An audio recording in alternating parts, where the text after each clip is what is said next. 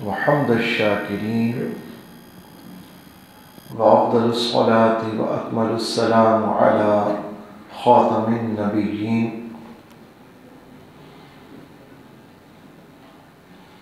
व अला आलिहि व अस्हाबिहि व अहलि बैतिहि व अज़वाजिहि व ज़ुर्रिय्यातिहि व औलियाइहि व उलमाए मिल्लतिहि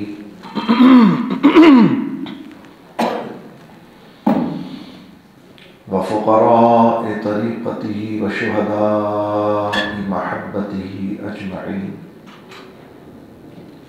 अम्मा बअद, अऊज़ु बिल्लाहि मिनश शैतानिर रजीम। बिस्मिल्लाहिर रहमानिर रहीम। युरीदून लियुत्फ़िऊ नूरल्लाहि बिअफ़वाहिहिम वल्लाहु मुतिम्मु नूरिही वलौ करिहल काफ़िरून। हुवल्लज़ी अरसल रसूलहु बिलहुदा व दीनिल हक़्क़ि लियुज़हिरहु अलद्दीनि कुल्लिही वलौ करिहल मुश्रिकून।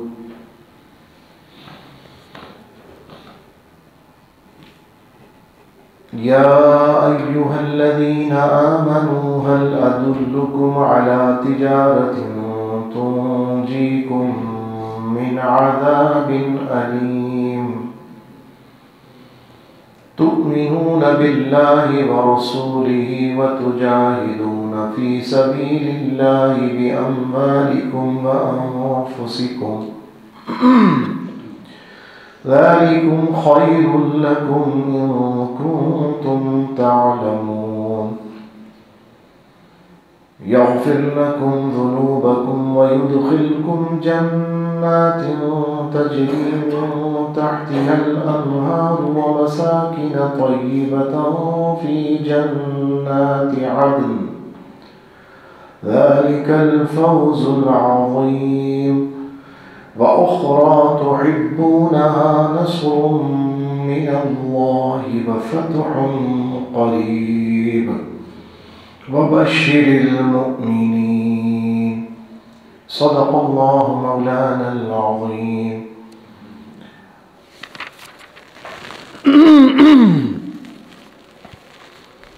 व सदक़ रसूलुहुन नबियुल करीम व नहनु अला ज़ालिका लमिनश शाहिदीन वश्शाकिरीन वल्हम्दुलिल्लाहि रब्बिल आलमीन।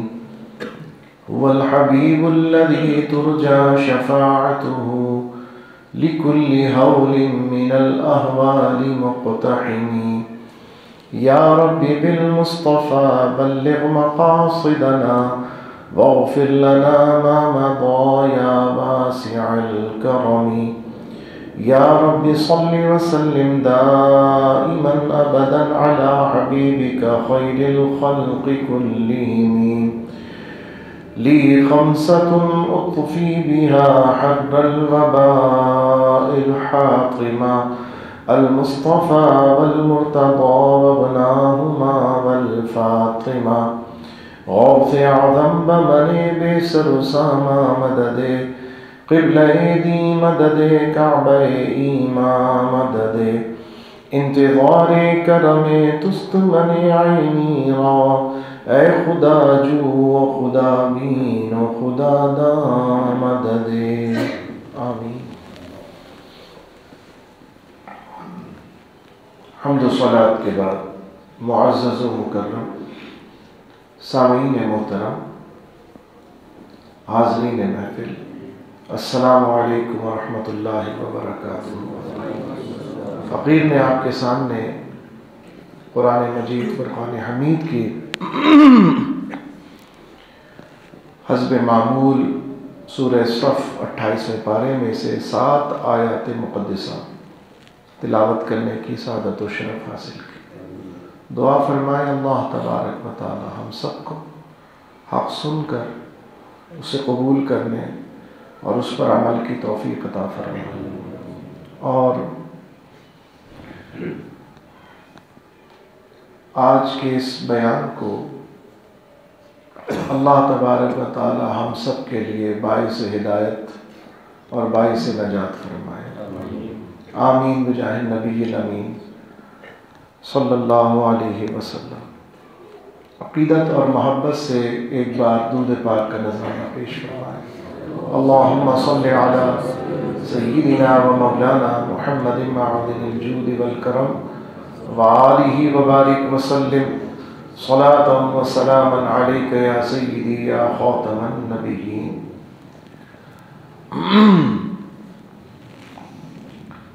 अज़ीज़ान गिरामी, ये फ़कीर आपके सामने गुज़िश्ता एक तवील अरसे से जिस मज़मून को बयान कर रहा है और जिस शरई तकाज़ों की तरफ आप सब की तवज्जो मबज़ूल कराना चाहता है और जिस ज़रूरत को आज के दौर के मुसलमानों के नॉलेज, इल्म, इस्लाह, हिदायत, अमल के लिए ज़रूरी समझता है, मैंने हमेशा कोशिश की कि आपको ख्वाबों का दीन नहीं बताया जाए, सिर्फ ख्वाब ही बताकर ख्वाबों की दुनिया में रहना ना सिखाया जाए, बल्कि ख्वाब तो हुसूल बरकत के लिए और रूहानी कैफियत को बढ़ाने के लिए, मुजाहिदीन इस्लाम के जज्बों को तरोताज़ा रखने के लिए यकीनन बयान किए जाते हैं।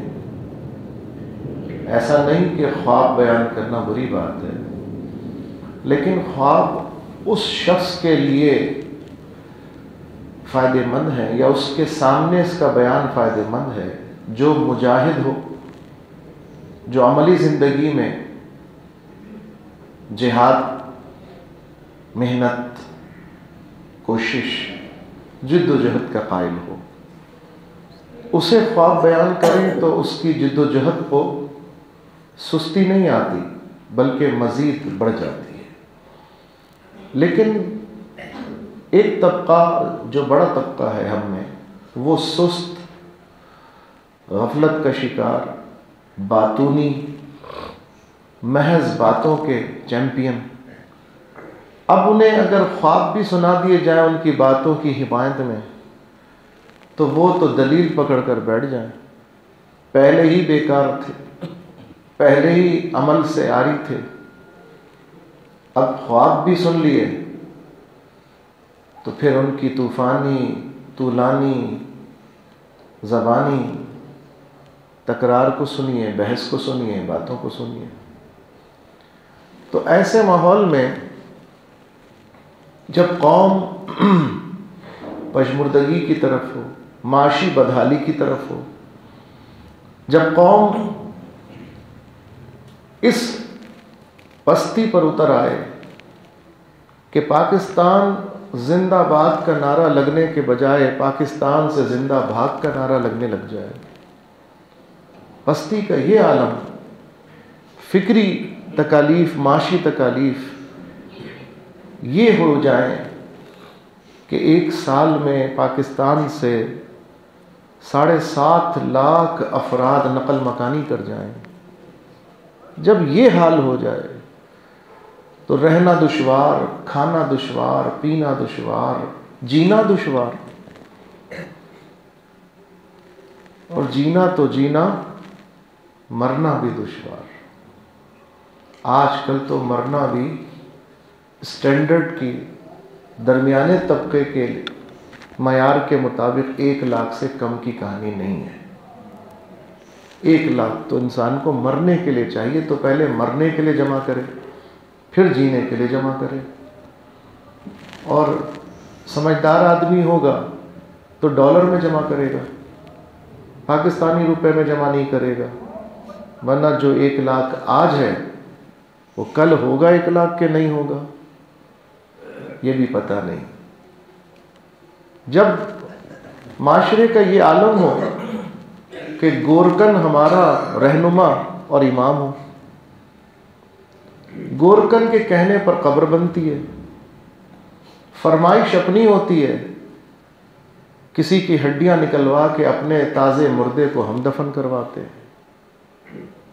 जब दफन कराने के लिए जगहें ख़त्म हो जाएं, जब जहनी पस्ती ये हो कि चचा की कब्र में चची को दफनाया जाए, दादा की कब्र में दादी को दफनाया जाए, बाप की कब्र में माँ को दफनाया जा रहा और फरमाइश करके दफनाया जा रहा। आप हो सकता है कहें कि जनाब तस्वीर का एक रुख तो देख रहे हैं, दूसरा रुख भी बयान करें कि जगह कहाँ है। जब जगह नहीं हो तो क्या करें? मैं इस मामले में आपसे कहूँगा कि जगह तो मौजूद है, लेकिन आप नहीं जाना चाहते वहाँ, क्योंकि आप चाहते हैं कम से कम बराए नाम ही सही 40 दिन तो मैं अपने घर के करीबी फातिहा के लिए चला जाऊँ। 40 दिन के बाद तो आप भी नहीं जाएंगे, कोई भी नहीं जाएगा। लेकिन चूँकि करीब जाने की एक कि करीब हो, वरना जगह तो मौजूद है। दूर के कब्रस्तानों में, शहर के बाहर के कब्रस्तानों में जगह मौजूद है। लेकिन चूँकि आप चालाक हैं, आप समझते हैं आज तो दफनाने में चला जाऊंगा, कल फातिहा के लिए, परसों फातिहा के लिए, और नहीं जाऊंगा तो पूरे ख़ानदान मोहल्ले में थू थू होगी। कैसी मोहब्बत है कि 3 दिन भी कब्र पे ना जा सके। सोचिए दिल की बात कर रहा हूँ कि नहीं कर रहा। जो दिल में है, जो दिमाग में, वही है ना। मैं एक अजीज़ की कब्र पे तदफीन में गया, न्यू कराची मोहम्मद शाह कब्रस्तान में, तो मैंने देखा सब नई कब्रें बन रही थी। जगह बहुत थी, लेकिन कोई अपना यहाँ आज मोहल्ले में किसी का इंतकाल हो वहाँ ले जाना पसंद करेगा? बोलिए क्यों? दूर है। कब तक की दूरी है? ये जो आपके यहाँ पे कब्रें हैं, जो आपके घर के 1 किलोमीटर 2 किलोमीटर के फासले पर, उनमें से बता दो आपके के अजीजों में से कितनों की कब्रें बाकी बची हैं? जो करीब है वो कब्रें कहाँ बची? दूर वाली तो नई बनी हो तो फिर भी बच जाएगी, करीब वाली जो कब्र के अंदर कब्र बन रही है, ये सख्त नाजायज़ है, हराम है कब्र के अंदर कब्र बनना।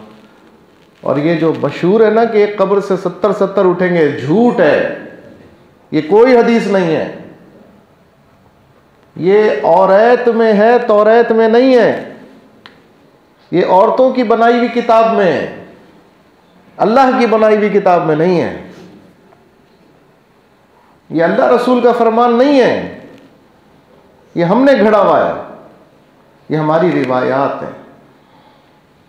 पस्तियों का ये आलम बता रहा हूं मैं आपको, माशरे का ये आलम के। ये किसने सुनाई हदीस? गोरकन ने सुनाई, थड़े पे सुनी। और सुनेंगे, जब सुनाएंगे ये तो कहते हैं सुना है कि ये होगा। ओ भाई किससे सुना है? लेकिन बस चल रहा है, सब उसी समत के अंदर लगे हुए हैं। ये माशरे का हाल है, ये हमारे माशरे का हाल है। और इस्लामी माशरे की अगर मैं बात करूं, अगर मैं इस्लामी माशरे की बात करूं, तो दिल दुखता है, जख्मी होता है उन खबरों से कि इसी हफ्ते हिजाज मुक़द्दस की पाक सरजमीन जिसे कहते हैं, इन खबीसों ने उसका नाम सऊदी अरब रख दिया, वो तो हिजाज मुक़द्दस था। इन खबीसों की हुकूमत से पहले इसका नाम हिजाज मुक़द्दस था। ये तो बदबख्त डाकू बदमाश वहाबी आ गए,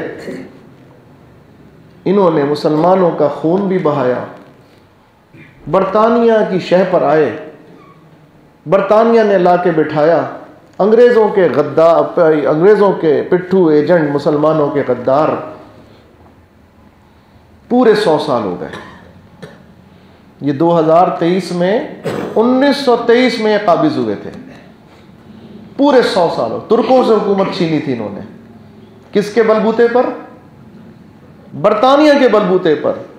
और तुर्की चूंकि जर्मनी का साथी था और बरतानिया से मुकाबला हो रहा था, पहली जंग अजीम 20वीं सदी की, तो चूंकि जर्मनी हारा तो साथी भी हार गए। और फिर तुर्की के टुकड़े टुकड़े किए, जिसमें हिजाज मुकद्दस जो उसके अंडर रूलिंग था वो भी तकसीम किया गया। और बजाय बरतानिया वाले अंग्रेज़ इतने चालाक हैं, उन्होंने कहा कि अगर हम अंग्रेज़ गवर्नर भेजेंगे तो मुसलमान मुमकिन है लड़ते ही रहेंगे हमसे। उन्होंने कहा नाम का क्या है, चमड़े का क्या है, इन्हीं के में से अपना गद्दार दे दो, जो इनका गद्दार हो, अपना एजेंट हो, वो नाफिज कर दे। वही पाकिस्तान में, वही वहां पर है। पूरी दुनिया में उनकी चालाकियां चल रही हैं। बराए नाम आज़ादी देकर भी आज़ादी नहीं है। चमड़े का फर्क हुआ है, फिक्र का फर्क, सोच का फर्क नहीं हुआ। तो बड़े दुख से बता रहा हूं ये खबर, हो सकता है आप लोगों ने पढ़ी हो, मेरी तो इंटरेस्ट इसमें होता है। इंटरेस्ट से मुराद ये कि मुसलमानों का मफाद और मुसलमानों का नुकसान किस चीज़ में हो रहा है, मैं तो उसको फोकस करता हूँ। पिछले हफ्ते सऊदी अरब जिसे कहते हैं, उसका दारुल हुकूमत नजद, जिसे आज रियाज कहते हैं, अमिताभ बच्चन को लाइफ टाइम अचीवमेंट अवार्ड दिया गया बुलाकर। आलमे इस्लाम का हीरो अमिताभ बच्चन,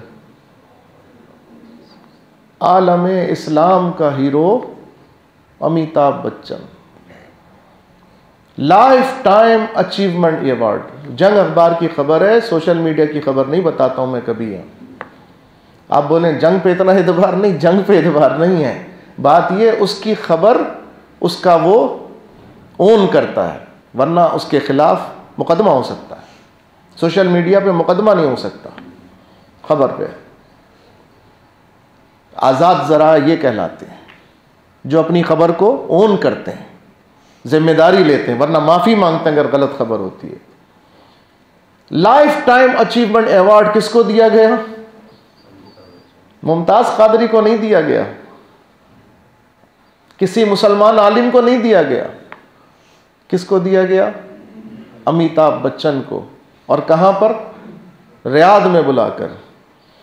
हमारे उलमा 100 साल से जब से इन्होंने कब्जा किया, जुल्म किया, इनके खिलाफ हैं, इनके पीछे कहते हैं नमाज नहीं पढ़ो, तो कहते हैं यार हरम में तो इतनी अच्छी क़िराअत, तो इतने बड़े आलिम और इतने लोग और फला फला। तुम ये देख रहे हो, वो उनके अंदर देखते हैं कि उनके अंदर क्या भरा हुआ है। और दूसरा मैं बताता हूं, अब वही बात आगे बढ़ी तो बताता हूं कि इस वक्त दुनिया के 2 सबसे बड़े फुटबॉलर समझे जाते हैं। एक का नाम रोनाल्डो, जो पुर्तगाल का नहीं जी, पुर्तगाल के। हाँ, आप लोग मुझसे ज़्यादा जानते हो, मैं तो इतना नहीं जानता। और दूसरा है मेसी, ये कहाँ का है जी? अर्जेंटाइन का। कल की खबर है कि इमाम, साबिक इमाम काबा शेख आदिल कलबानी मेसी से मुलाकात कर रहे हैं रियाद में। शेख आदिल कलबानी साबिक इमाम काबा।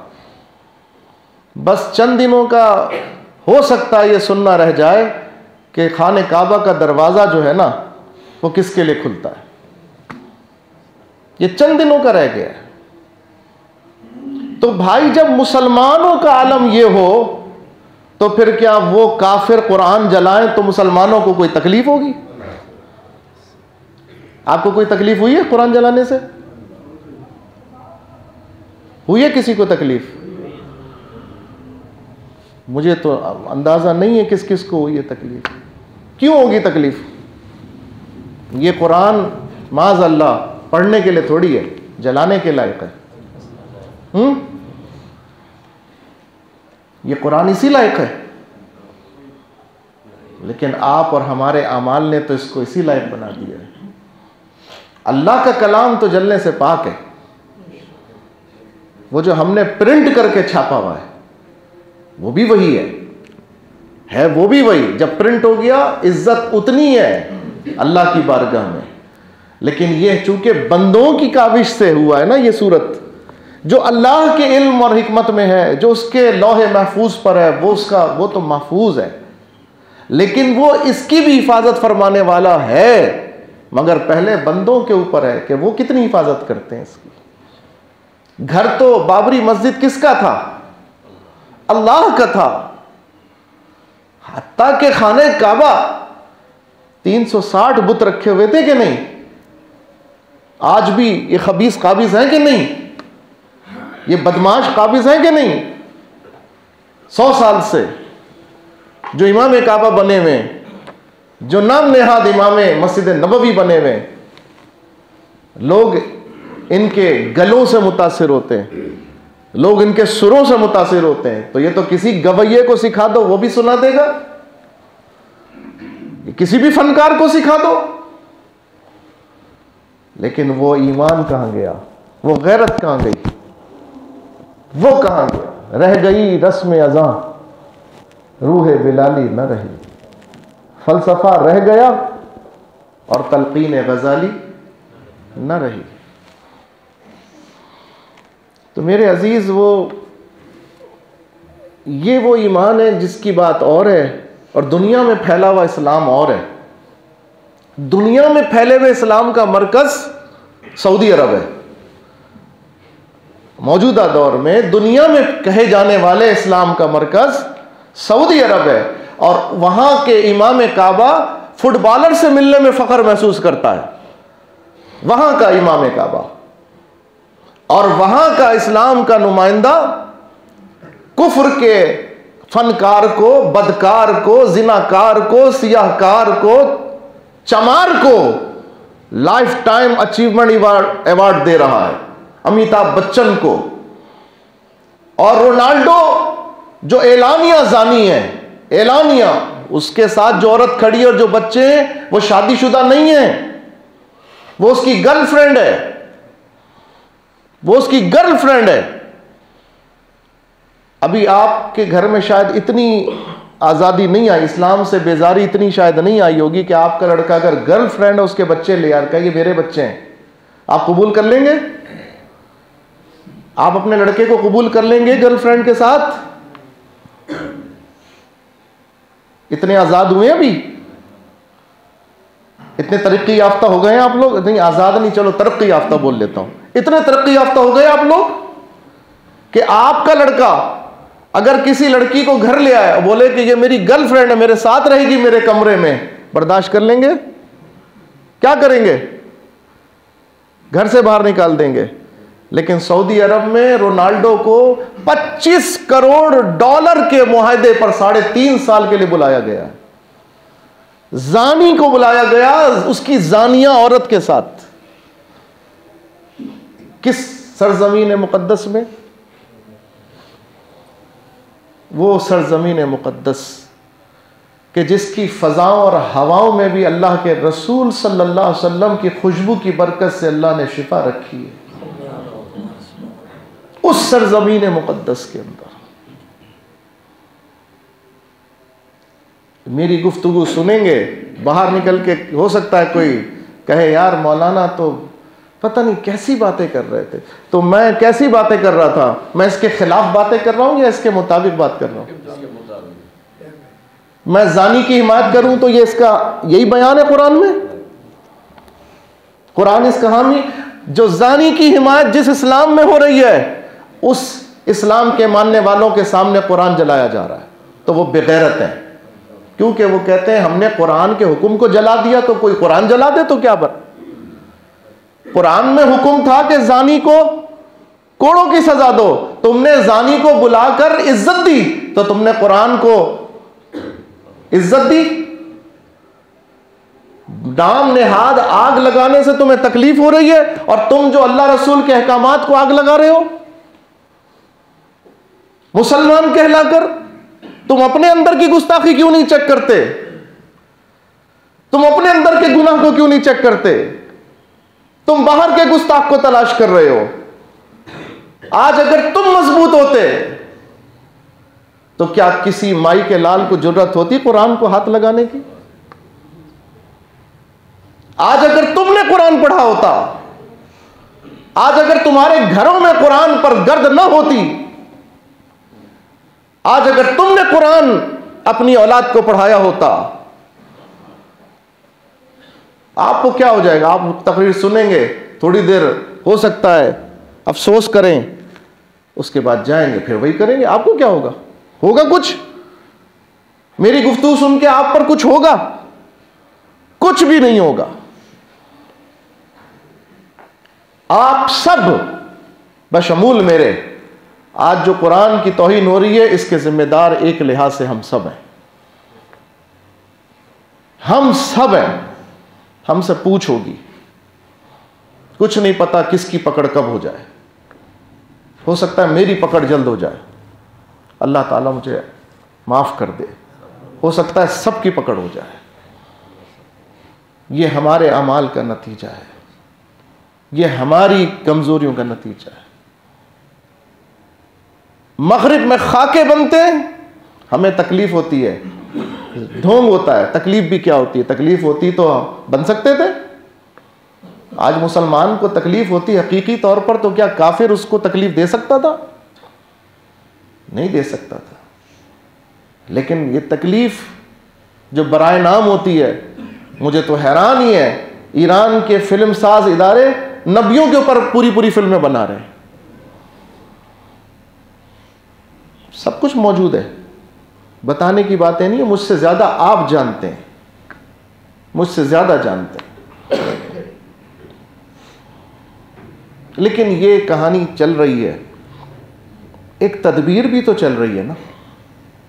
ये सारी कहानी जो कुफ्र कर रहा है, ये सारा ड्रामा है, प्लेटफॉर्म, ये थिएटर जो कुफ्र ने सजाया है, और हम भी उसके मोहरे बने हुए कैरेक्टर हैं, हम भी प्ले कर रहे हैं अपना रोल। हम सब उस ड्रामे के कैरेक्टर्स हैं,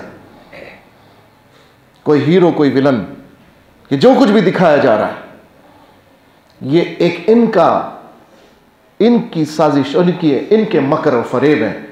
और एक रब की तदबीर भी तो है ना। वमा करू वमा करल्लाह वल्लाहु खैरुल माकिरीन। ये अपना दाव चलते हैं और अल्लाह अपनी तदबीर फरमाता है। और अल्लाह की तदबीर, अल्लाह की खुफिया तदबीर सबसे गालिब है, सबसे बेहतरीन है, सबके ऊपर है। अब मुसलमान अपने आमाल से तो ना इस्लाम के मुहाफिज बन पा रहे हैं, ना कुरान के मुहाफिज बन पा रहे हैं, ना ईमान के मुहाफिज बन पा रहे हैं, ना हरम के मुहाफिज बन पा रहे हैं, ना तक़द्दुसे अर्ज़े मुक़द्दस के मुहाफिज बन पा रहे हैं। तो फिर ऐसे आलम में हमारी नज़र किस पर हो सकती है? सिर्फ अपने रब की खुफिया तदबीर पर हो सकती है। या अल्लाह, हम तो तेरे दीन को भी न नाफिज कर सके, ना हाफिज कर सके, ना उसके मुहाफिज बन सके, ना उसको नाफिज कर सके, ना हम तेरे कुरान को पढ़ सके। दीन नहीं आया, निज़ाम मुस्तफ़ा नहीं आया, अंग्रेज का दस्तूर चल रहा, फला फला। हमने अपने घर में कुरान का दस्तूर कब नाफिज किया? उसको नाफिज करने में किसने पाबंदी लगाई? कौन सी हुकूमत है जो रोकती है आपको आपके घर के अंदर कुरान नाफिज करने में? है कोई रोकने वाला? कि आप कुरान की तिलावत नहीं करें, आपको गवर्नमेंट ने मना किया? आप अपने बच्चे को कुरान ना पढ़ाएं, आपको गवर्नमेंट ने मना किया? फिर क्यों नहीं पढ़ाते? क्योंकि हम सब शैतान के चरखे बने हुए हैं। हम शैतान के उसकी साजिशों के आलाकार बने, दानिस्ता या नादानिस्ता, जानबूझकर या बगैर जानबूझकर बने हुए हैं, उसी के चक्कर में आए हुए हैं। जैसा दिखाता है वैसा कर रहे हैं, जैसा बताता है वैसा मानते हैं। उसमें सच की आवाज चिल्ला चिल्ला कर भी कोई बयान करे, नहीं यकीन आता, क्योंकि उसके सामने दुनिया है। शैतान उसके सामने दुनिया की तरक्की, दुनिया की टेक्नोलॉजी, दुनिया की चकाचौंध, दुनिया की हिमायत, अक्सरियत का गलबा, वो सोचता है नफ्सियाती तौर पर, जब ये सब ये कर रहे हैं, ये चंद मौलवी, ये चंद बेवकूफ, क्या मैं इनकी मानूं कि उनकी मानूं? इनके पास है क्या? खाने को तो है नहीं, पहनने को तो है नहीं, इनके पास है क्या? ये तो सिर्फ कुरान एक किताब उठाते हैं, चिल्लाना शुरू कर देते हैं। अभी जुमे के बाद निकलेंगे, नारे लगाना शुरू कर देंगे सड़क के ऊपर, मेरी 20 लाख की गाड़ी है और मैं रोड के ऊपर खड़ा रहूंगा बिला वजह फंसा हुआ। इनको बड़ी तकलीफ है कि इनकी किताब जला दी गई, लेकिन ये चंद सरफिरे हैं जो जाएंगे, एहतजाज करेंगे। इनके एहतजाज से होगा क्या? होना तो कुछ भी नहीं है, लेकिन इतना पता चल जाएगा कि इनको तकलीफ हुई है कुछ, बाकी सबको तो तकलीफ भी नहीं हुई है, लेकिन जो चंद चिल्लाएंगे ना, उनमें से सिर्फ इतना पता चल जाएगा कि तकलीफ किसको हो रही है, दर्द किसको हो रहा है, कौन है जो उस दर्द को महसूस कर रहा है, कौन है जो उस दर्द के महसूस करने पर आवाज निकाल रहा है। फर्क सिर्फ इतना, एहतजाज से होना कुछ नहीं है। जला हुआ कुरान वापस तो नहीं आएगा ना, और आइंदा भी कोई जलाने के लिए गारंटी भी नहीं है कि कोई रोक देगा। अब तो, पहले तो प्राइवेट तौर पर होता था, अब तो सरकारी सरपरस्ती में होते हैं सारे काम। यानी जो काम पहले सरकार नहीं करने होते थे, अवाम का नाम लेके पहले छूट जाती थी, अब तो बाकायदा खाके भी बने। तो फ्रांस की गवर्नमेंट ने सरकारी इमारतों के ऊपर उसकी पब्लिसिटी की। ये जो 5 दिन पहले 21 जनवरी को 6 दिन पहले जो वाकया हुआ स्वीडन के अंदर, किसकी सरपरस्ती में हुआ? स्वीडन की गवर्नमेंट की सरपरस्ती में हुआ, बाकायदा पुलिस की प्रोटेक्शन के अंदर हुआ, बाकायदा। और वो शख्स तो उसका आज से नहीं, ये तो पूरी चेन है कई साल पहले से। कभी अमेरिका में देखो पादरी जला रहा कुरान,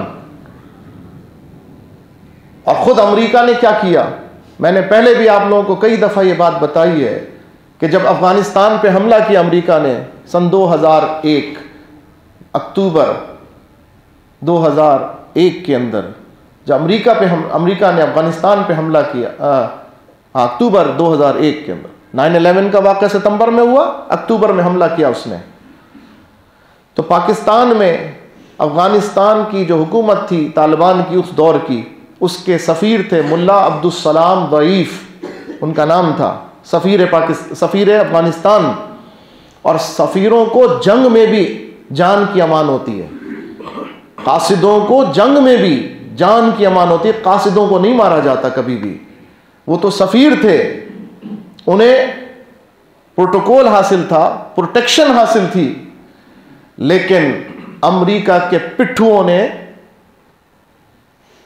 ये पाक फौज के अजीम सपूतों ने, army chief general Pervez Musharraf, उस बदबख्त ने उस दीनदार दाढ़ी वाले अमामा शरीफ लगाए हुए मुसलमान को पकड़ाकर अमरीकियों के हवाले किया। इस्लामाबाद में डिप्लोमेटिक इनक्लेव से निकालकर उनको अमरीकियों के हवाले किया। हमारी ISI ने, हमारी पाक फौज ने, अजीम पाक फौज ने, जिसको नूर जहां के गाने सुनकर जिहाद का जज्बा जवान होता है। जब तक नूर जहां का गाना का तड़का ना लगे, ये नाचते ही नहीं है जिहाद के लिए।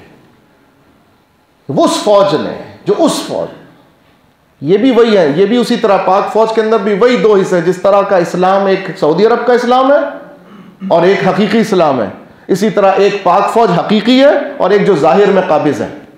ये 2 तरह के लोग हैं। अच्छे लोग भी बहुत हैं और ज्यादातर अच्छे लोग ही हैं निचले तबके में, लेकिन निचले तबके में उस फौज के जिम्मेदारान ने, ये मैं कहानी सुना रहा हूं मस्जिद में बैठ के, अल्लाह रसूल का खौफ है मेरे दिल में, मैं सच बता रहा हूं। उठाओ उस दिन के अखबारात, किस हालत में पेश किया पता है आपको? पाकिस्तानियों ने पकड़ के अमरीकियों के हवाले किया, और अमरीकियों ने सबसे पहला काम यह किया कि उनके कपड़े उतार दिए। ये उन्होंने अपनी किताब में लिखा है, मुल्ला अब्दुल सलाम ज़ईफ की किताब मिलती है, इंटरनेट के ऊपर भी मौजूद है, लिखें, मिल जाएगी किताब। और उनको पकड़कर कहां ले गए? ग्वांतानामो बे में, जो अमेरिका की जेल है, खतरनाक तरीन जेल क्यूबा के पास। ग्वांतानामो बे के अंदर उनको बंद किया। उन्होंने अपनी किताब में लिखा, वल्लाह हमने वो दौर भी गुजारा, अब वो छूट कर आ गए दोबारा इज्जत वाले मरहले पर, इज्जत के मर्तबे पर। अल्हम्दुलिल्लाह, ये बेगैरत तो मरने के भी करीब होंगे, जिन्होंने पकड़ा होगा वो सब तो बेगैरत हैं, लेकिन जो इज्जत वाले, अल्लाह ने आजमाइश से जरूर गुजारा, लेकिन साबित कदमी पर दोबारा अल्लाह ने इज्जत अता फरमाई। वो तो इज्जत पर आ गए, और हम, ये हमारे मुल्क के ऊपर जो नहूसत है ना, मईशत की तबाही, सियासी तबाही, मजहबी तबाही, इंतजामी तबाही, इज्जत में कोताही, ये सब की सब उस नहूसतों का शाखसाना है। वो कहते हैं, मैंने देखा ग्वांतानामो बे के अंदर अमरीकी फौजी कुरान शरीफ के औराक देते थे अपना पखाना साफ करने के लिए। आप पढ़ लीजिए अस्तगफिरुल्लाह कसरत से, हो जाएंगे गुनाह माफ। कीजिए तौबा, हो जाएंगे गुनाह माफ। आप कहेंगे इसमें हमारा क्या कसूर? जोड़िए, हमने कहीं कसूर नहीं किया, हमारा कसूर नहीं है, बुनियाद हमसे चलती है, हमारी हिमायत और मुखालफत। इसके बावजूद भी हम उनको बुत बनाकर पूजते हैं। कहीं मुशर्रफ के नारे लग रहे होंगे, कहीं बेनज़ीर के नारे लग रहे होंगे, कहीं नवाज शरीफ के नारे लग रहे होंगे, कहीं इमरान खान के नारे लग रहे होंगे, कहीं अल्ताफ हुसैन के नारे लग रहे होंगे। ये सब तुम्हारे खुदा बने हुए हैं। क्या ये सब अंग्रेज़ों के पिट्ठू नहीं है? क्या ये सब उनके गुमाश्ते नहीं है? आज पाकिस्तान पर 75 सालों में यही तो काबिज रहे, तो पाकिस्तान का हाल जो ये हुआ, ये किसकी वजह से हुआ? दीन की वजह से हुआ, दीनी तबके की वजह से हुआ, इनकी वजह। जो ऑक्सफोर्ड के पढ़े हुए थे, जो यूनिवर्सिटियों के पढ़े हुए थे, जो पीएचडी थे, ये उन्होंने हाल किया। ये उनकी पीएचडी ऐसी है जिसने ये हाल कराया। लेकिन आज मदरसे के पढ़े हुए तालिबान अफगानिस्तान के ऊपर काबिज है। मदरसे के पढ़े हुए, कोई अमेरिका का पढ़कर नहीं आया, ऑक्सफोर्ड से पढ़कर नहीं आया, यूरोप से पढ़कर नहीं आया, कोई मईशतदान नहीं है। लेकिन आज पाकिस्तान में डॉलर का रेट देखो, अफगानिस्तान में डॉलर का रेट देखो। आज पाकिस्तान की हालत देखो, अफगानिस्तान की हालत देखो। उन्हें तो 2 साल भी नहीं हुए अभी आज़ाद हुए, और 20 लाख मुसलमानों की कुर्बानी दे के आज़ादी हासिल की उन्होंने। हमने भी 20 लाख मुसलमानों की कुर्बानी दे के हिजरत की थी, पाकिस्तान में आए थे। ये पाकिस्तान कहा। तो आज ये आलम इस्लाम के हालात अपने पैदा करदा है। तो आज हाल ये हो गया कि कुफ्र इस आलम में उतर चुका है कि हमारी मुक़द्दस किताब को सरेआम जलाता है। और हम तो एहतजाज करने में भी इसको अपनी इज्जत नफ्स के खिलाफ महसूस करते हैं, अपनी शान के खिलाफ महसूस करते हैं। तो इतनी गुफ्तगू सुनने के बाद दिल पे हाथ रख के बताओ, इतना हक बनता है कि इसके खिलाफ एहतजाज करना चाहिए? करना चाहिए? कहां करेंगे आप जी? घर पे अपनी बीवी के सामने, बच्चों के सामने कहां करेंगे? यह आपको सोचना चाहिए। अगर आप कहेंगे तो हम बाहर निकल के एहतजाज करेंगे। गली मोहल्ले में थोड़ी आवाज तो बुलंद करो यार, किसी को तो गवाह बनाओ कि हमें दर्द है, तकलीफ है। इससे होगा कुछ नहीं। लेकिन मैं तुम्हें फिर बता रहा हूं, तुम दुनिया देख रहे हो, एक और तदबीर भी तो काम कर रही है ना, वो तो देख रही है ना, वो तो नोट कर रही है ना कि तुम्हें तकलीफ भी हुई कि नहीं। अल्लाह मेरे इन अल्फाज को कबूल फरमा ले, अल्लाह मेरा ये दर्द कबूल फरमा ले।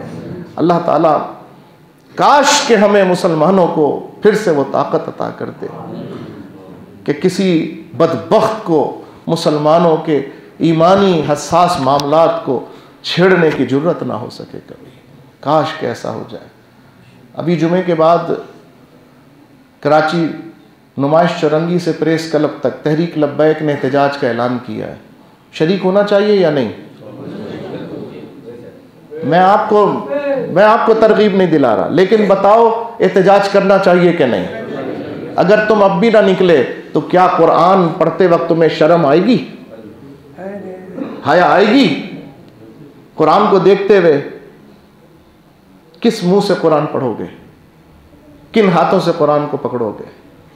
कि मैं तुम्हारी इज्जत की खातिर मुंह से आवाज भी ना निकाल सका। मुझे 1000 काम याद आ गए। अभी घर की तकरीब होती तो मैं सारे काम कर रहा होता, माजूर होता तब भी कर रहा होता, लेकिन कुरान की खातिर अब जो निकलेगा वो अपने ईमान से निकलेगा, जो नहीं निकलेगा वो अपने ईमान का खुद अंदाजा लगा ले। अल्लाह को जवाब आपने देना, ज़मान जाफरी को जवाब थोड़ी देना। आप फिर अगले जुमे यही चेहरे लेकर आएंगे, मैं भी यही चेहरा लेकर आऊंगा, मेरी भी यही ज़बान होगी, आपके भी ये चेहरे होंगे, आप भी सुन रहे होंगे, मैं भी सुना रहा हूँ।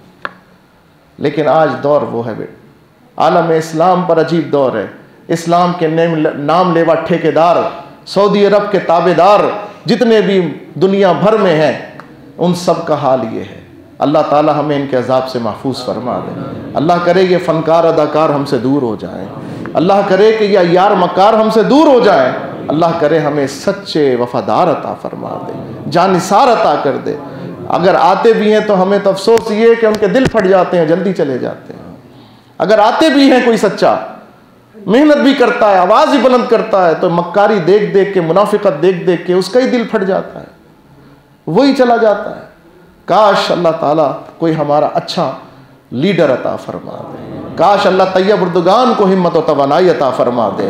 काश उस जैसा गैरतमंद हमारे मुल्क में भी अल्लाह अता कर दे, अल्लाह अता कर दे। ताजदार ख़त्म नबूवत जिंदाबाद जिंदाबाद जिंदाबाद। लब्बैक लब्बैक लब्बैक या रसूल अल्लाह, लब्बैक लब्बैक लब्बैक या रसूल अल्लाह, लब्बैक लब्बैक रसूल अल्लाह सल्लल्लाहु अलैहि वसल्लम।